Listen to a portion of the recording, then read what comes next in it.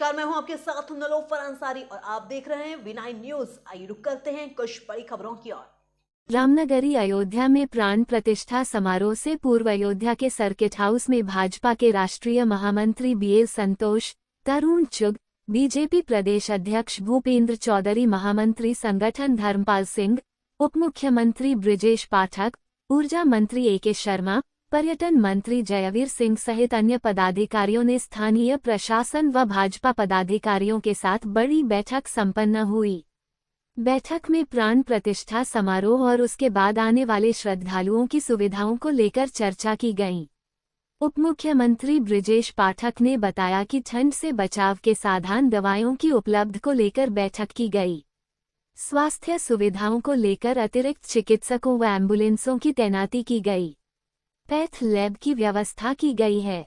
Medical college से लेकर निजी चिकित्सकों से सहयोग लिया गया है। अयोध्या पूरी तरह से राम भक्तों को दर्शन देने के लिए तैयार है। सुरक्षा को लेकर सारे मानक तय कर दिए गए हैं। सारे मानक चाक चौबंद है। प्रभु श्रीराम के मंदिर में हम सभी का स्वागत करते हैं। पूरे देश तथा विश्व के लिए यह प्रसन्नता का दिन है। आने वाले राम भक्तों को सुव्यवस्थित ढंग से दर्शन कराने की हमारी जिम्मेदारी है। बैठक के बाद राष्ट्रीय महामंत्री तरुण चुग ने कहा कि 450 साल से संघर्ष चल रहा है। देश की आज़ादी के बाद 7 दशक और 4 पीढ़ियां अयोध्या में राम जी मंदिर न बने इसके लिए लगाई। अब अदालत से राम मंदिर का निर्णय आया है। शुभ दिन आया है, सुखद दिन आया है। करोड़ों लोगों की भावनाओं को पूर्ण करने का दिन आया है। प्रधानमंत्री मंदिर में प्राण प्रतिष्ठा करने आ रहे हैं। इस समय राजनीति नहीं करनी चाहिए। अब दिल जोड़कर प्रधानमंत्री के सांस्कृतिक उदय के इस महोत्सव में शामिल होना चाहिए। ये बहुत बड़ा दिन है, इस पर राजनीति न करें। जिन्होंने अयोध्या में अत्याचार किए हैं, पाप किए हैं, आज उनके पाप आज बोल रहे हैं। अयोध्या में प्राण प्रतिष्ठा करोड़ों लोगों के लिए दीपावली जैसा है। अयोध्या में प्राण प्रतिष्ठा के बाद देश भर लाखों राम भक्त अयोध्या में राम जी के दर्शन के लिए आएंगे। अयोध्या अब पूरे विश्व की टूरिज्म कैपिटल बनकर सामने आ रही है। स्वामी प्रसाद मौर्य के बयान पर उन्होंने कहा कि अयोध्या की गलियां जिन्होंने लाल कर दिया था, सरयू को लाल कर दिया, वह दिन दुर्भाग्यपूर्ण था। घटना इतिहास में हमेशा काले अक्षरों में लिखी जाएगी। देश की जनता कभी इसे माफ नहीं करेगी। राम नाम जप कर रहे निहत्थे लोगों पर अयोध्या में जलियांवाला बाग बनाया गया था। ये घटना निंदनीय है तथा राक्षस वृत्ति को दर्शाती है। कार सेवक अराजक हैं और उस टाइम सरकार ने जो गोली चलाने का काम किया वो बिल्कुल सही था, संविधान के हिसाब से था। अयोध्या की गलियां जिन्होंने खून से रंगी, जिन्होंने सरयू को लाल कर दिया था, वो दिन दुर्भाग्यपूर्ण था, वो घटना दुर्भाग्यपूर्ण थी, निंदनीय है। और वो जब भी इसका इतिहास लिखा जाएगा 30 अक्टूबर 1990 और 2 नवंबर 1990 की वो घटनाएं काले अक्षरों में लिखी जाएंगी। और उन्होंने जो किया है वो देश की जनता कभी उन्हें माफ नहीं कर सकती। राम नाम जपते हुए लोगों पर, निहत्थियों पर अयोध्या में जलियांवाला बाग बनाया गया था। उस घटना की सराहना करना भी मानसिक दिवालियापन है, मूर्खतापूर्ण कृत्य है। और वो घटना निंदनीय भी है और राक्षस वृत्ति को दर्शाती है।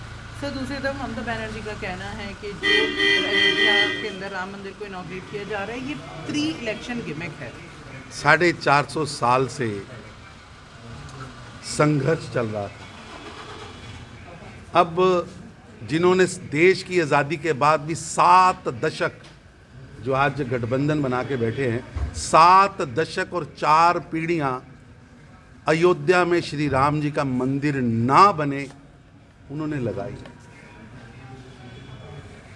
अब अदालत का निर्णय आया है, शुभ दिन आया है, सुखद दिन आया है, करोड़ों लोगों की भावना को पूर्ण करने का दिन आया है। देश के प्रधानमंत्री खुद शिलान्यास, खुद प्राण प्रतिष्ठा में आ रहे हैं। इस समय राजनीति नहीं करनी चाहिए, ऐसे शब्दों का प्रयोग नहीं करना चाहिए। अब दिल जोड़कर सबको मिलकर प्रधानमंत्री नरेंद्र मोदी जी के इस सांस्कृतिक उदय के इस महा उत्सव में शामिल होना चाहिए। खटास, घृणा, द्वेष इनको छोड़कर एक स्नेह के वातावरण में आगे बढ़ना चाहिए। ये बहुत बड़ा दिन है, इस पर राजनीति मत करें।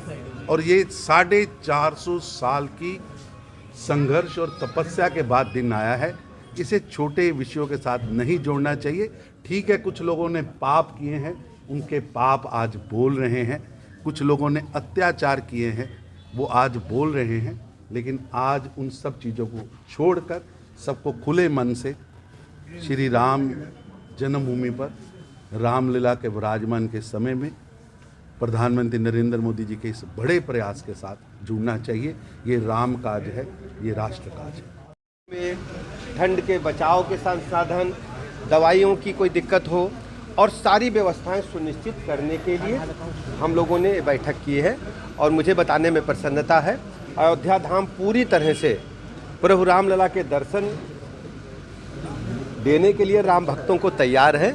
और सभी लोग सहयोग करके इस अयोध्या धाम को प्रभु रामलला के 22 तारीख के लोकार्पण के अवसर पर और अवसर के बाद व्यवस्थित ढंग से करने के लिए तैयार है। सुरक्षा एक बड़ा कंसर्न होगा सर, उसके ऊपर सुरक्षा को लेकर के सारे मानक तय कर दिए गए हैं और सब कुछ चाक चौबंद है, कहीं कोई दिक्कत नहीं है। राष्ट्रीय अध्यक्ष जिससे से आने वाले कांग्रेस के देखिए, सभी राम भक्त जो भी प्रभु रामलला के दर्शन के लिए आएंगे सभी का स्वागत है और कोई दिक्कत नहीं। सरकार से बात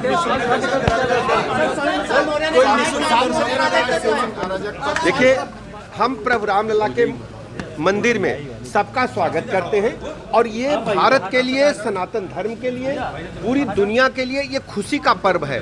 हम हंसी खुशी के साथ सबका स्वागत करते हैं। आए, प्रभु रामलला का दर्शन लें और अपने जीवन में कल्याण का भाव अपनाने का काम। 23 जनवरी के बाद कोई निःशुल्क दर्शन का भी कार्यक्रम शुरू होगा, लोगों को दर्शन कराएंगे लगातार। देखिए, जो श्रद्धालु आएंगे उनको दर्शन सुव्यवस्थित ढंग से कराने की जिम्मेदारी हमारी है। सर, आने वाले लाखों की संख्या में श्रद्धालु को उस समय अयोध्या में स्वास्थ्य सारी व्यवस्थाएं कर दी गई हैं। अतिरिक्त चिकित्सकों की तैनाती की गई है, अतिरिक्त एम्बुलेंसेस तैयार किए गए हैं, हमने कैथ लैब की भी व्यवस्था की है और सारी व्यवस्थाएं मेडिकल कॉलेज से लेकर हमने निजी चिकित्सकों का भी सहयोग लिया है। सबको मिलजुल करके अयोध्या को हम डेवलप करेंगे और अपने राम भक्तों को कोई दिक्कत न हो इसकी व्यवस्था को सुनिश्चित